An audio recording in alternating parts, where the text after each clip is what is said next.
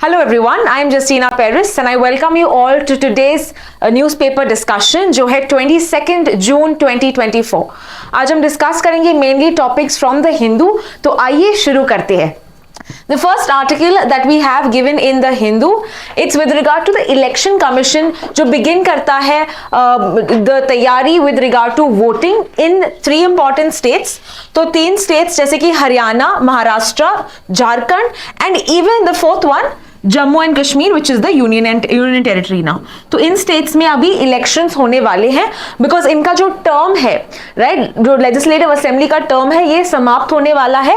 तो ये भी डेट्स दिए गए हैं नवंबर में, मेनली जनवरी में in this regard elections conduct होने वाले हैं इन स्टेट्स में। एंड कुछ इंपॉर्टेंट चीजें जो इस आर्टिकल में मेंशन किया गया है that we need to know. Its is the first time assembly elections होंगे in Jammu and Kashmir mainly after the repeal और after the abrogation of article 370 right. हमको पता है article 370 was removed repealed in 2019। ये जो आर्टिकल 370 है ये स्पेशल पावर्स या प्रोविजंस देता है टू जम्मू एंड कश्मीर, लेकिन अभी ये रिपील हुआ है and now we know that in the Jammu Kashmir reorganisation act it has been divided into 2 union territories, Jammu Kashmir and we have Ladakh. तो यहाँ पे first time we will see elections that are going to happen after the 2019 changes. And we also see कि delimitation commission setup हुआ। Now ये what is this delimitation commission? तो ये भी जिक्र किया है delimitation of constituencies. Now we know delimitation was setup for Jammu and Kashmir 2020 में मेनली इलेक्शंस बनाने के लिए। What is the main purpose of having delimitation? Delimitation के कारण we have the boundaries that are drawn for a particular state। आप boundaries draw करते हो ताकि आप रिप्रेजेंटेशन दो टू द लोकसभा और through the legislative assembly. So it is nothing but redrawing. तो अगर आपका 2 स्टेट है, state A and state B right, तो अगर हम कहें कि we need representation in the Lok Sabha from these 2 states, we know कि less number of representatives will come in A but we'll have more representatives, ज्यादा रिप्रेजेंटेटिव्स होंगे B because इस state का पॉपुलेशन भी ज्यादा होगा। तो ये जो प्रोसेस है जहां पे ये बाउंड्रीज ड्रॉ करते हैं to elect people from this particular state, इसी प्रोसेस को हम कहते हैं डीलिमिटेशन प्रोसेस। और जो कमीशन ये बाउंड्री ड्रॉ करती है इसको हम कहते हैं डीलिमिटेशन कमीशन। तो अभी तक कितने डीलिमिटेशन सेटअप हुए हैं, कमीशन सेटअप हुए हैं? The first one that was in 1952। ठीक है, ये पहला वाला सेटअप हुआ था because of the act of the parliament. उसके बाद वी हैड 1962 में, 1972 में। So we see that after every census, ठीक है, आफ्टर एवरी सेंसस बिकॉज हमको पता चल रहा है कि पॉपुलेशन कितना है इन अ पर्टिकुलर स्टेट, इसके बाद ही डिलिमिटेशन कमीशन सेटअप होता है, only after census right. Census is that whole process जहां पे आपको पता चलता है कि कितने लोग हैं एक फैमिली में, क्या प्रोफेशन है, लिटरेसी रेट क्या है, मेल का प्रोपोर्शन क्या है, फीमेल का प्रोपोर्शन क्या है। All this we come to know in census. When was the last census conducted? Last census था 2011 में राइट। अभी जो लेटेस्ट अभी होगा that was mainly because of Covid के वजह से and also because of we know the election year 2024 election year, इनके कारण इट वाज डिलेड और इट वाज पोस्टपोन। ठीक है, तो अभी एक नया जब सेंसस कंडक्ट होगा we will have the next delimitation commission setup when in 2026। ठीक है, इन 2026। यू हैव टू नो कि 2011 का जो सेंसस है इसके बाद डीलिमिटेशन कमीशन सेटअप नहीं हुआ था। लास्ट जो डीलिमिटेशन कमीशन था was for 2002। So how many are done? 4 are done 2002, यानी कि 2001 सेंसस के बाद we had the 2002 delimitation commission that was set up. ठीक है, मेनली वो Jammu Kashmir because it was divided into और it was made into a union territory, इसीलिए यहाँ पे 2020 में we also saw a delimitation commission for that particular state. So this is mainly for the legislative assembly के elections के लिए. But अगर हम लोकसभा की बात करें, we have these delimitation commissions that had come up. ठीक है, so this is all with regard to this particular news, जहां पे हमको पता है कि legislative assembly में अगर हम देखें कि कितने members होते हैं, ठीक है, तो legislative assembly के जो अगर हम the maximum number of members देखें, so maximum can be 500, ठीक है, 500 members हो सकते हैं, ये मैक्सिमम लिमिट है. Is there a minimum limit? Yes, there is a minimum limit, that is 60 members. ठीक है, तो अगर महाराष्ट्र या उत्तर प्रदेश की बात करें, we will see that they can have maximum up to 500, minimum होने चाहिए 60. क्या कोई स्टेट्स के पास 60 से कम है? यस, देयर इज एक्सेप्शन, जहां पे जैसे पुडुचेरी की बात करें, where the population is low, ठीक है, तो to have the principle of one vote one value, we see that कम भी हो सकते हैं, एक्सेप्शंस भी हो सकते हैं to this criteria, 60 से कम भी हो सकते हैं, but that is only in exceptional cases. Otherwise it is between 60 to 500 that we have the number of members in the legislative assembly. ठीक है, तो ये था पूरा news with regard to the elections, electoral roll and election commission जो काम कर रही है to conduct the elections in the legislative assemblies of the given states. Let's proceed to the next article which is also given in the Hindu, Indian Express. तो हम दोनों मर्ज करके ये आर्टिकल को समझते हैं. ये आर्टिकल क्या है? Recently we seen Arvind Kejriwal ji को बेल मिली थी, ठीक है, लेकिन ये जो बेल दी गई थी बाय द ट्रायल कोर्ट, ठीक है, ट्रायल कोर्ट ने ये बेल दिया था to Arvind Kejriwal. Okay, but जो दिल्ली का हाई कोर्ट है, इसने ये ऑर्डर को स्टे कर दिया, यानी कि it did not allow the bail. Okay, it did not allow the bail, it stayed the order of the trial court. तो अब ये पूरा इशू समझते हैं कि ये जो ऑर्डर दिया था बेल के लिए, अभी उनको क्यों नहीं बेल मिला, ये समझते हैं, राइट. सो यहाँ पे आपको पता है कि किस केस में this was mainly the excise policy case that we see. And if you talk about the major issue here, prevention of money laundering के केस में, what is money laundering? Money laundering is when you are illegally, or you can say exchanging or transforming the black money जो है into white money. जैसे laundry करते हैं हम काला धन की into a white cash, into saying that वो legitimate source से आया है. जो black money है, you're telling that it is coming from proper sources, you're transforming it into a good source. That is what is money laundering. ठीक है, तो money laundering की हम बात करते हैं तो इसके लिए एक एक्ट दिया गया है in that is by the parliament which is called as the prevention of money laundering act. ये पहला एक्ट आया था 2002 में. It was first introduced in 2002 and later it was amend किया था 2009 में एंड 2012 में. द मेजर ऑब्जेक्टिव है कि मनी लॉन्ड्रिंग को प्रिवेंट किया जाए, करप्शन को कर्टेल किया जाए, जो ब्लैक मनी है इसको कर्टेल किया जाए, और जो प्रॉपर्टी है with regard to black money इसको भी कॉन्फिस्केट किया जाए. ये सब प्रोविजंस देते हैं in the prevention of money laundering act. Now, in this act, we also have the Section 45. Section 45 talks about the bail conditions. The conditions for bail. किस condition में उनको bail दिया जा सकता है? तो अगर हम Section 45 की बात करें, there's also a mention about the twin test. ठीक है, the twin test and the Section 45. Let us understand. तो दो important criteria होते हैं for granting of bail. What are the two criteria? The first criteria is जो person है या जो accused है, he should be given he should prove in court about the innocence, या कि वो innocent है, वो निर्दोष है. ये कौन करेगा? किसके पास onus है? Onus is on the accused. Okay, and the second criteria is the accused should be able to convince the judge कि वो commit नहीं करेगा any offense जब वो bail में है. ठीक है, so two important tests या two important conditions for called as the twin test. एक तो है कि you have to prove that you're innocent. ठीक है, that will be given the onus on the accused as well as वो guarantee देना चाहिए, convince करना चाहिए कि वो कोई offense create नहीं, वो कोई दूसरा offense नहीं commit करेगा. Now, when you talk about, is there any other condition when you talk about getting or granting of bail? Yes, there is another condition, yeah, you can say provision given in the law, which is Section 436A.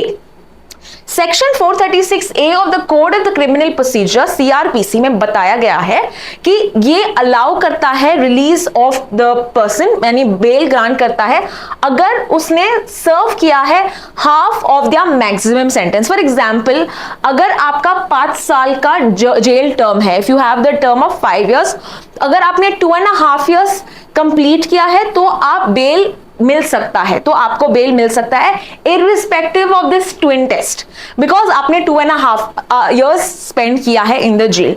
तो इसमें आपको ये condition grant किया है CRPC में। ठीक है, तो हमने अभी समझा है with regard to the twin test, and we have seen that जो एनफोर्समेंट डायरेक्टोरेट है, ठीक है, इन्होंने चैलेंज, उन्होंने प्लीड किया था, and we see that the Delhi high court has now stopped the bail granting to the chief minister of Delhi, that is Arvind Kejriwal. और हम देखेंगे कि what is the verdict that is given soon. But before that let us also understand about this body, जो enforcement directorate है, इसके बारे में भी जानते हैं कि कौन सी बॉडी है, इस बॉडी का फंक्शंस और सब क्या है। So we are going to see this very comprehensively.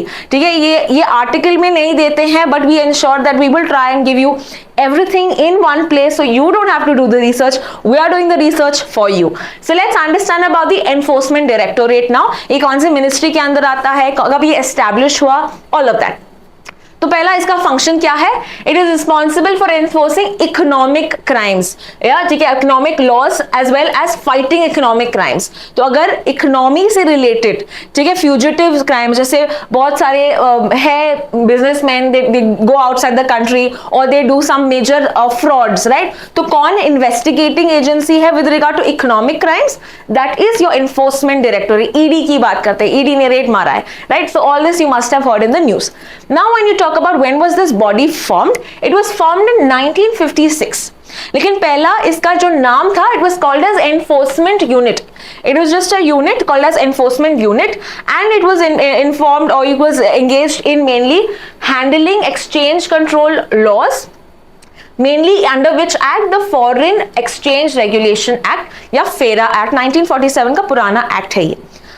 But 1957, एक साल बाद, it was renamed as the Enforcement Directorate. So major क्या है इसका मेजर फंक्शन, इकोनॉमिक क्राइम्स को फाइट करने में, इकोनॉमिक लॉस को एनफोर्स करने में ये बॉडी इन्वेस्टिगेटिव अथॉरिटी का काम करती है। एंड ये कौन से मिनिस्ट्री के अंदर आती है, it is the department of revenue and which comes under the Ministry of Finance, Department of Revenue and Ministry of Finance. So all of this is important with regard to the Enforcement Directorate. Let's understand with the next article which is given in the Hindu.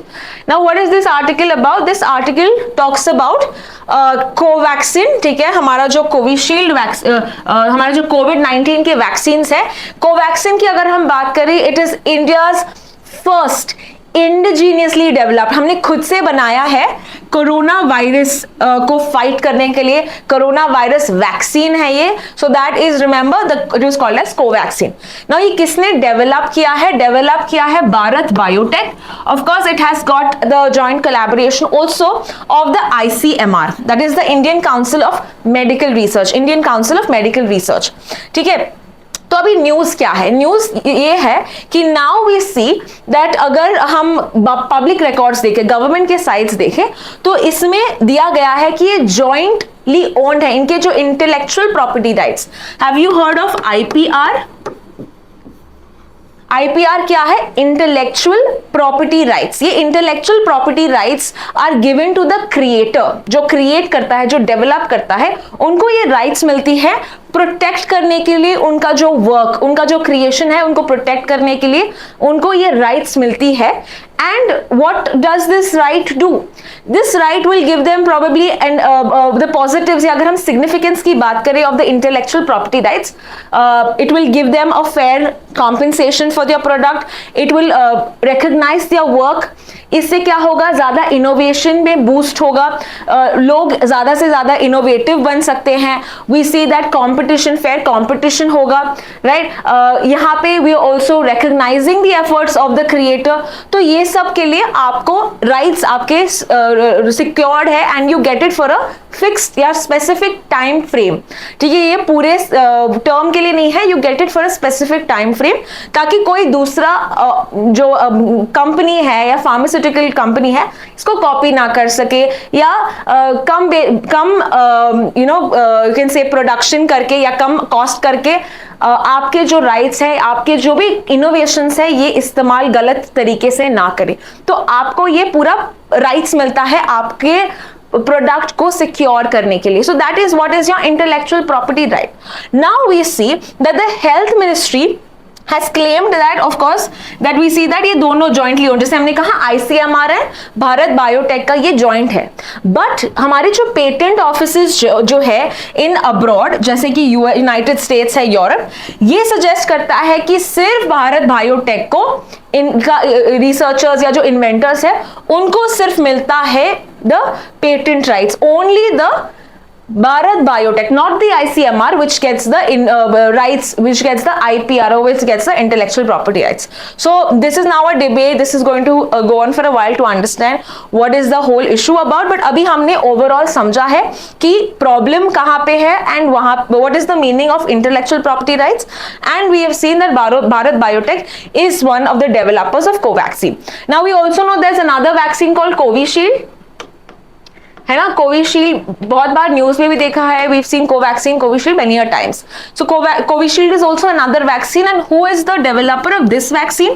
तो related questions आ सकते हैं, तो यहाँ पे आपको याद रखना है सीरम इंस्टीट्यूट ऑफ इंडिया, ठीक है, serum institute of India. All right, so this is with regard to this particular news. Let's proceed to the next news. Okay, before that, of course, just जैसे हमने ICMR के बारे में बताया था, ICMR से related questions आ सकते हैं. So what is the question with that? We see that it is located in New Delhi. इनका जो major काम है, what is it?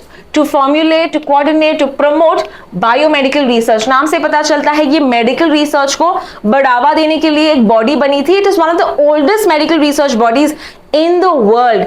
और कितना पुराना है ये? 1911 में फॉर्म हुआ था. 1911 में फॉर्म हुआ था under, it was called that time the Indian Research Fund Association. It was called as the IRFA.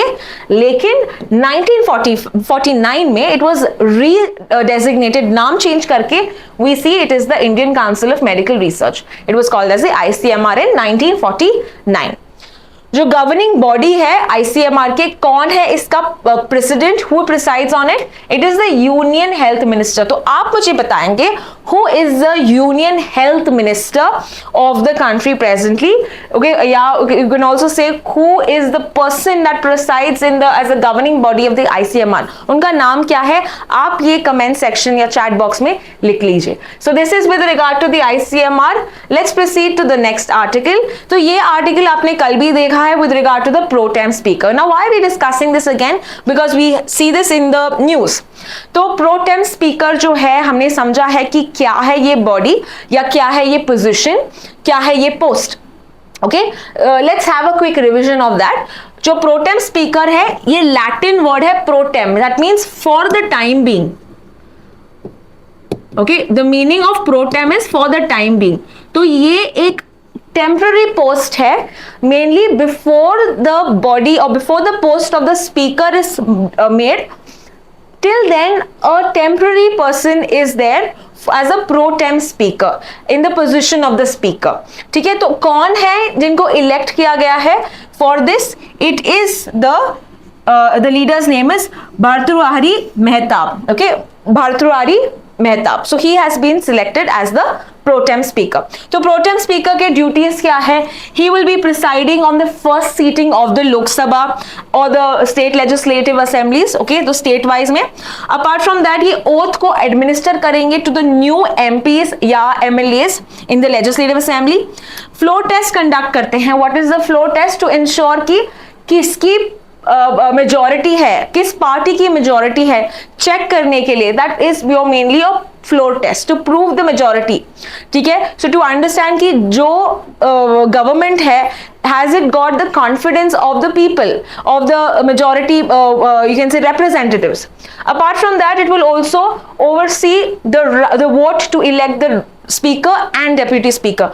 Before the speaker and deputy speaker come into power, ठीक है, ये जो इलेक्शन प्रोसेस है उनका जो सिलेक्शन होता है स्पीकर और डेप्यूटी स्पीकर का, ये ओवरसी करते हैं, right. So we know speaker का इलेक्शन कैसे होता है।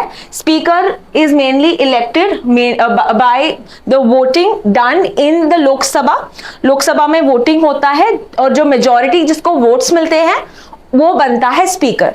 नाउ इट इज ऑब्वियस, जिस पार्टी का मेजॉरिटी होता है उसी पार्टी का स्पीकर आएगा, उसी पार्टी से स्पीकर आएगा। So if it's for example BJP party का मेजॉरिटी है, बीजेपी पार्टी से ही स्पीकर इलेक्ट होगा। That is understood for the speaker's role. But what about the pro tem speaker? क्या ये मेंशन किया गया है कॉन्स्टिट्यूशन में कि कैसे हम इलेक्ट करेंगे? Now here you have to remember, it is not mentioned in the constitution, ठीक है। Explicitly pro tem speaker is not mentioned in the constitution. तो ये कैसे पता चलता है कि किसको बनाया जाए as a pro tem speaker?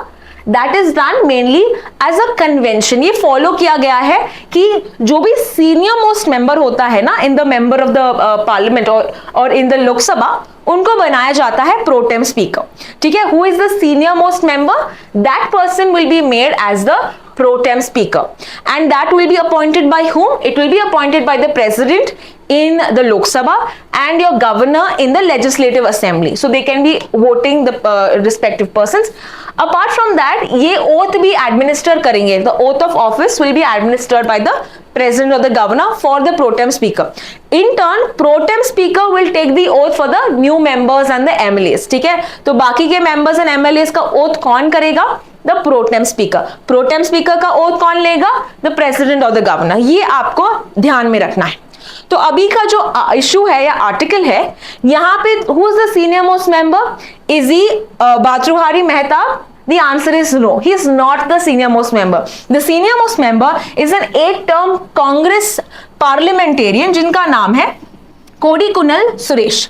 कोडीकुन्नल Suresh, तो ये होने चाहिए द सीनियर मोस्ट मेंबर होंगे ये, बट उनको बनाया नहीं है pro tem speaker. So that is why we have kind of a debate, kind of a tussle you can say in this house of parliament. Okay, so remember इनको select किया गया है which is going against the convention, but it's not mentioned in the constitution in any way कि senior most member को ही बनाया जाता है। It is just a convention that is followed, it is just a tradition that is followed, ठीक है। So that is all with regard to the pro tem speaker and the office of the pro-tem speaker. Let's move forward. Now this is with regard to the article given in the Hindu, जो है act punishing organized cheating comes into effect. So we have seen this article before as well. Quickly समझते हैं कि क्या है। So we know that recently parliament में एक act पास हुआ था मेनली फॉर एंटी चीटिंग, यानी कि कोई भी पेपर लीक ना करे, इलीगल तरीके से एग्जाम्स पास ना हो, है ना। तो इसके लिए to check the illegal practices, the unfair means that happened mainly in the examination, government ने एक लॉ पास किया था। लॉ का नाम क्या है? Public examination prevention of unfair means act, which year? 2024. So this is a very new act, right? Just came about a couple of months ago. तो अगर हम कहें इस एक्ट के बारे में, ये एक्ट अभी इफेक्ट में आएगा। सो इफेक्ट में आ चुका है and this is mainly talking about the various provisions of the act. तो क्विकली हम एक रिवाइज करते हैं बिकॉज ये आर्टिकल दिया गया है। Let's quickly see it end of course because of recently हम देखते हैं यूजीसी नेट, ठीक है, यूजीसी नेट जो जून 19 को होने वाला था, इसको अभी पोस्टपोन किया है, इसको कैंसिल किया गया है। तो और भी हल्ला जैसे मचा है, प्रोटेस्ट चल रहे हैं and we see that on why did they postpone it, why did they cancel it? It is because there was a thing that it was compromised. Investigation हो रहा है सीबीआई से कि प्रोबेबली यहाँ पे लीक हो रहा था, इसीलिए उन्होंने कैंसिल कर दिया है। Okay, so it is better than having it elections and after having the examination and बाद में पता चले, उससे better है कि पहले ही उन्होंने cancel कर दिया है। So now we're going to see with regard to what is this act about and क्या ये UGC net, ये क्या ये exam इसके अंदर आता है, क्या ये act के अंदर UGC net also will be covered? Let us understand. First thing, what is the act about? What is the major aim? To curb unfair practices in public examination conducted by the various national and state level testing bodies. तो ये mainly act है for examinations, ताकि ये properly fairly conduct हो, ठीक है, because obviously you giving in so much hard work to prepare for the exam and it should not undergo, there should not be corruption, there should not be leakage, there should not be tampering, है ना। तो ये सब आपको check करना है, government इस act के थ्रू ये करेगी ना। कौन से बॉडीज इसमें कवर्ड है ये समझते हैं। तो UPSC, right, the one that conducts exams for the bureaucrats, then we have SSC, mainly state selection commission, जो मिनिस्ट्रीज में क्लर्क लेवल जॉब्स होते हैं, मिनिस्ट्रीज में काम करने वाले एसोसिएटेड लोगों के लिए state selection. Then railway exams के लिए रेलवे रिक्रूटमेंट बोर्ड।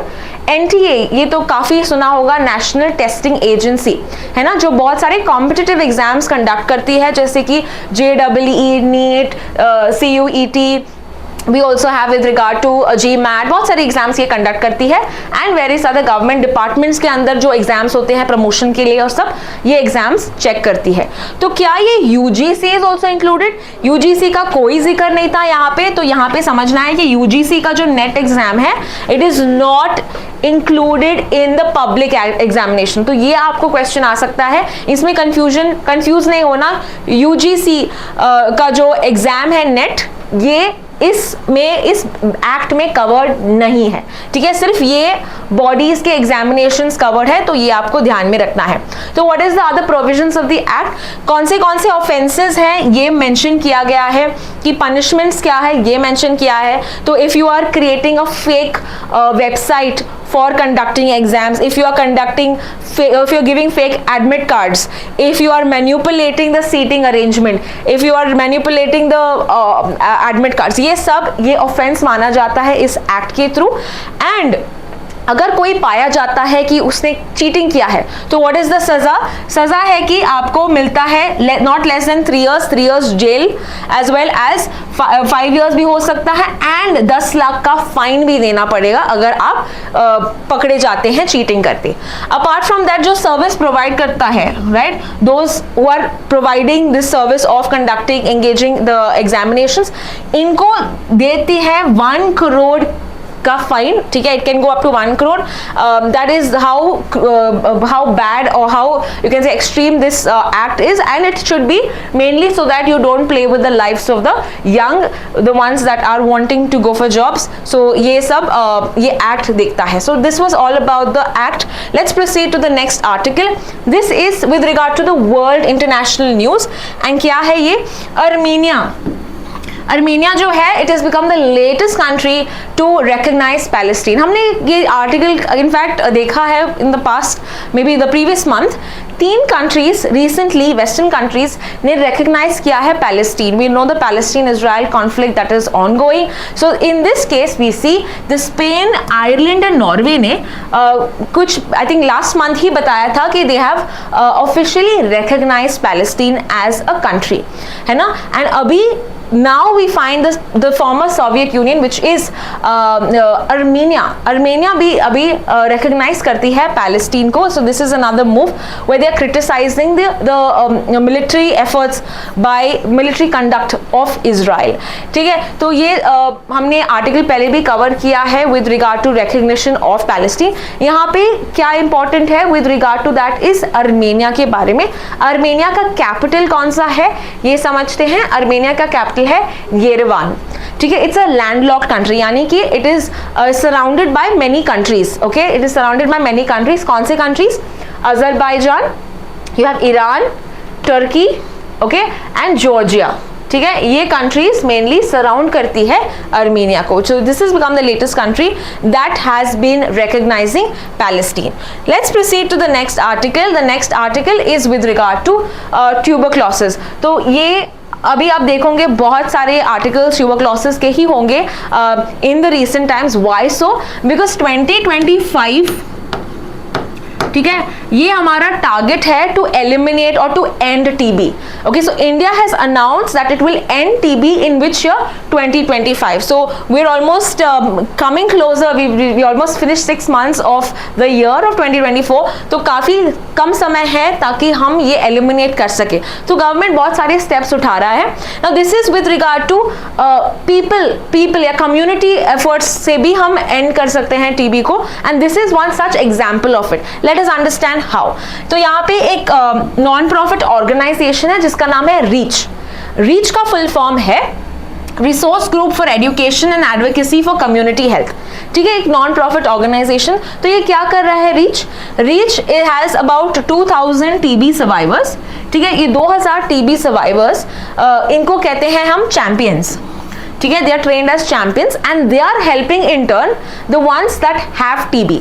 ठीक है, ये survivors are helping the ones that have TB, that is over 4 lakh people with tuberculosis. उनको सपोर्ट देके, उनसे बात करके, it is not just about you know medicine, but even with regard to अगर हम कहें कि जो मेंटल बैकिंग चाहिए, मेंटल सपोर्ट चाहिए होता है टीबी मरीजों के लिए, टीबी पेशेंट्स के लिए, वो भी ऑफर करते हैं। So that is one such example that you can note of जब हम कम्युनिटी एफर्ट्स की बात करते हैं, that you and I as the community can make a difference, right. So यहाँ पे 2025 में हमारा गोल है एंड हम देखते हैं कि ट्यूबरक्लोसिस क्या है। ये एक बैक्टीरिया की वजह से होता है। बैक्टीरिया का नाम क्या है? We call it mycobacterium tuberculosis.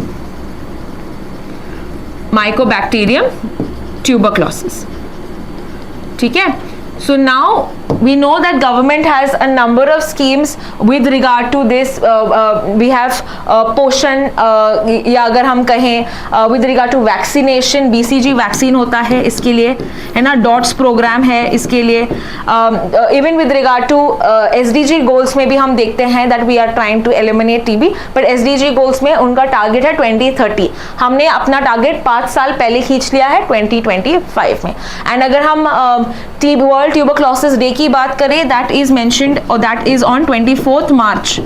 ठीक है, 24th March is designated by the World Health Organization as the World Tuberculosis Day to raise awareness with regard to TB. So ये हमने समझा with regard to this article. Let's proceed further.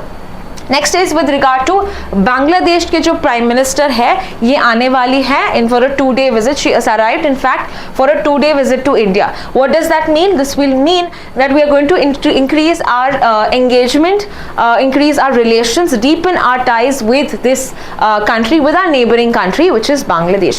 तो बांग्लादेश की अगर हम बात करें, यहाँ पे आपको दिख रहा है the map of Bangladesh, right. So ये आपको ध्यान में रखना है कि बांग्लादेश और इंडिया का जो रिलेशन है, it goes back in time to 1971, right. 1971 जहाँ पे बांग्लादेश लिबरेट हुआ है ना। We have also help Bangladesh in this regard and since then the ties between the two countries have of course increased, the cooperation has increased. बहुत सारे ties होते हैं also with regard to कि ये जो कंट्री है इसके साथ हमारा जो लैंड बॉर्डर है ये सबसे ज्यादा है। सो अगर ये क्वेश्चन आता है which is the country that has the largest border, land border with India, that is Bangladesh.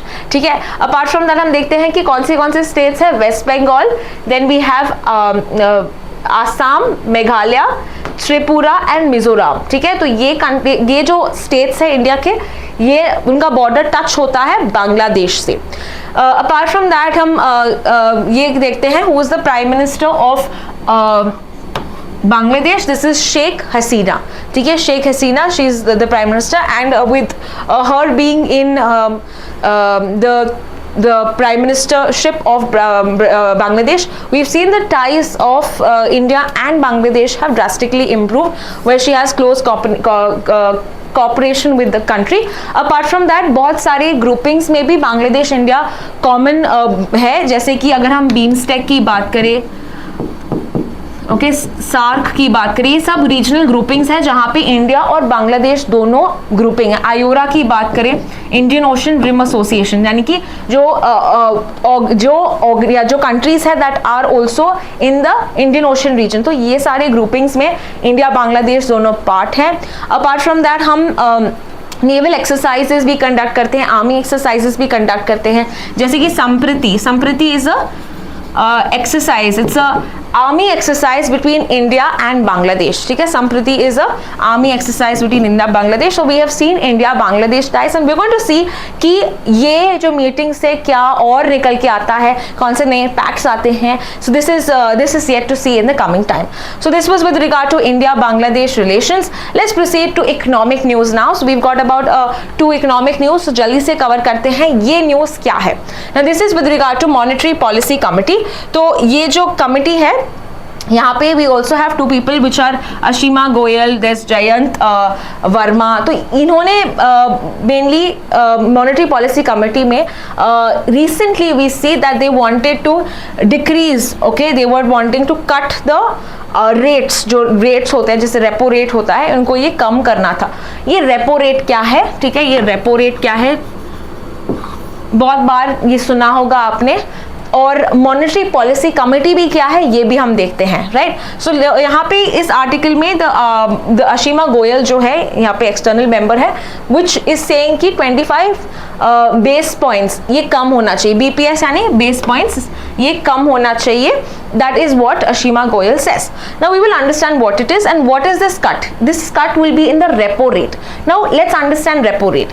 Repo rate है अगर जैसे आरबीआई है and let's say a commercial bank, ठीक है, कोई भी बैंक समझते हैं एबीसी, ठीक है, तो ये एबीसी बैंक जो है इनको चाहिए लोन, एबीसी बैंक को चाहिए लोन, तो ये आरबीआई के पास जाती है और आरबीआई से लोन मांगती है.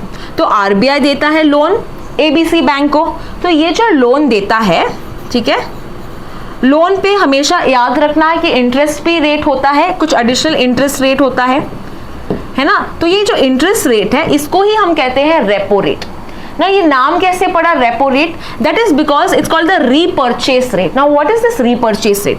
जब आरबीआई लोन देती है एबीसी बैंक को, पैसे देती है एबीसी बैंक को, इन टर्न एबीसी बैंक को कुछ कोलैटरल देना पड़ता है. जैसे आपको पता होगा घर गिरवी रखते हैं कुछ, है ना, आपकी गाड़ी या सोना गिरवी रखते हैं, वैसे ही बैंक्स को भी कुछ गिरवी रखना पड़ता है. और ये जो गिरवी रखते हैं this is called the collateral which is called as the government security. कुछ एक डॉक्यूमेंट होता है which is called as the G Sec. G Sec is nothing but the government security जो एबीसी बैंक देती है आरबीआई को, ठीक है. तो ये जीसेक अभी किसके पास है? आरबीआई के पास होगा, जो एबीसी बैंक ने आरबीआई को दिया. Now repo rate is what the bank will give the RBI along with the principal amount. जितना उन्होंने लोन दिया उसके अलावा वो कुछ और पेमेंट्स देगी, राइट, किसी इंटरेस्ट रेट पे वो कुछ पेमेंट्स देगी to the RBI to purchase this GSEC once again, to purchase this government security collateral once again and keep it with the ABC bank. तो इसके लिए हम इसको कहते हैं रेपो रेट, ठीक है. This is called the repo rate. And इसका ऑपोजिट कहते हैं हम रिवर्स रेपो रेट, जहां पे आरबीआई अभी लोन लेता है एबीसी बैंक से और वो जो इंटरेस्ट रेट होता है इसको हम रिवर्स रेपो रेट कहते हैं. So that is just the opposite, जो आपने समझा है उसका ऑपोजिट हम कहते हैं रिवर्स रेपो रेट. तो ये जो इंपॉर्टेंट इंटरेस्ट रेट्स है ये कौन डिसाइड करता है, कितना रेट होना चाहिए, ये डिसाइड करती है आपकी एमपीसी यानी monetary policy committee. Okay, now we're going to see who is there in the monetary policy committee. Monetary policy committee का काम क्या है? Monetary policy committee has the task, as we said, to fix the benchmark interest rate of the RBI. ये interest rate discuss करती है. कितने members होते हैं? 6 members होते हैं, 3 होते हैं गवर्नमेंट के, 3 होते हैं आरबीआई के. तो अभी जो हमने अशीमा गोयल देखा वो किस पार्ट से है? She is an external member. When you say external member, she is from the government, central government देती है. So they are mainly like you can say with regard to professors of maybe college, ये सब होते हैं, government उनको appoint करता है एक मेंबर का पार्ट बनने के लिए. इनका जो टर्म है 4 साल का होता है. They are members for 4 years, ठीक है. अपार्ट फ्रॉम दैट ये जो आरबीआई के जो मेंबर्स होते हैं, आरबीआई में कौन होता है? आरबीआई के जैसे आपको पता है उसमें आरबीआई गवर्नर, ठीक है, आरबीआई गवर्नर ही चेयरपर्सन बनते हैं मॉनेटरी पॉलिसी के. Apart from that we are the deputy governor who is also part and one executive official that is nominated by the RBI, जो इनका पार्ट बनते हैं. तो 3 मेंबर्स आरबीआई के, 3 मेंबर्स एक्सटर्नल कमिटी के बनते हैं इन दिस 6 मेंबर कमिटी. यहाँ पे समझना है कि जो मेंबर्स होते हैं ये डिस्कस करते हैं और डिसीजंस लेते हैं थ्रू वोटिंग. तो जिसको मेजॉरिटी वोट मिलता है कौन से डिसीजन को, वही हम डिसाइड करते हैं कितना रेट होना चाहिए. Apart from that, अगर we see that the decision, okay, because ये 6 members है, so sometimes what happens, तीन members yes करते हैं, 3 members अगर no करते हैं, तो what is the final outcome? जो final outcome है होता है chairperson का. chairperson कौन है? RBI governor. so final या casting vote किसको मिलता है? RBI गवर्नर को. अपार्ट फ्रॉम दैट ये जो डिसीजन होगा that will be binding on the RBI. ठीक है, जो भी डिसीजन होता है वो पालन करना होगा RBI को. That is the final thing that you have to know. So this was about the monetary policy committee. Let's proceed to the last article of the day. Now this is with regard to RBI's राव, एक executive director जिसका नाम है लक्ष्मीकांत राव. इन्होंने बताया है, इन्होंने stress किया है on the importance of the customer protection in the NBFC sector. Now what do you mean by the NBFC? ये समझते हैं. NBFC is non-banking financial company. Non-banking financial company. एक एग्जाम्पल के तौर पे अगर हम समझे, जैसे टाटा कैपिटल है या अगर हम LIC है, रेलीगेयर है, ये बहुत सारे लोन्स देते हैं ना, ये कंपनीज लोन्स देते हैं लोगों के लिए, तो इसको हम कहते हैं non banking financial company. It's a company in short. Okay, but it is not a bank. It is a company which giving loans but it is not a bank. ठीक है, बस यही डेफिनेशन आपको समझना है. तो क्या क्या आता है इसमें या कैसे ये बनते हैं?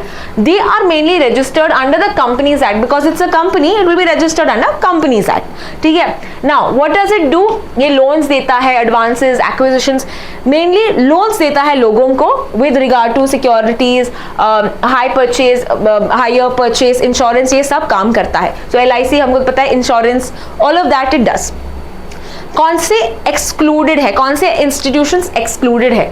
जैसे तो एग्रीकल्चर में इंक्लूड होता है या इंडस्ट्रियल एक्टिविटीज में, रियल एस्टेट ट्रांजैक्शन सर्विसेज, इसमें ये companies are not part of it. ठीक है, these institutions are not part of NBFC. And who is governing the rules and regulations of an NBFC?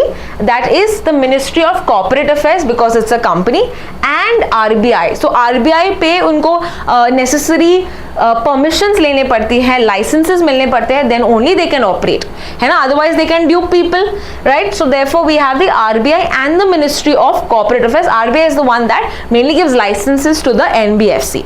तो अगर हम देखें कि कैसा डिफरेंट होता है ये बैंक से, they can not accept demand deposits. ठीक है, ये बैंक्स की तरह डिपॉजिट्स नहीं ले सकते हैं for very short period. They are also not part of the payment and settlement system. ये चेक्स भी नहीं दे सकते हैं. they also they don't have any deposit insurance. जैसे हमारा deposit insurance and credit guarantee corporation है, ये इंश्योर करता है कि हमारे जो डिपॉजिट्स होते हैं बैंक्स में ये सिक्योर्ड है. ठीक है, कल बैंक भी डूब जाती है, then we have these guys that will ensure that we get at least a portion of the money back, right? लेकिन ये जो है it is not covered in the NBFC. So it is at your own risk that you put your money. Apart from that, it is subject to less stringent regulations as compared to bank. It's a company, तो इनके regulations कम है as compared to our normal banks. तो अभी RBI के जो executive director हैं ये कहते हैं that we should mainly look at consumer protection, customer protection को हमको ज़्यादा तवज्जो देना चाहिए, ज़्यादा stress देना चाहिए, so that they don't dupe or they don't fraud the customers. So that is all with regard to today's articles. बहुत सारे articles हमने discuss किए, and I hope you found this discussion interesting. Don't forget to comment with the questions that I've asked in the comment section. Thank you.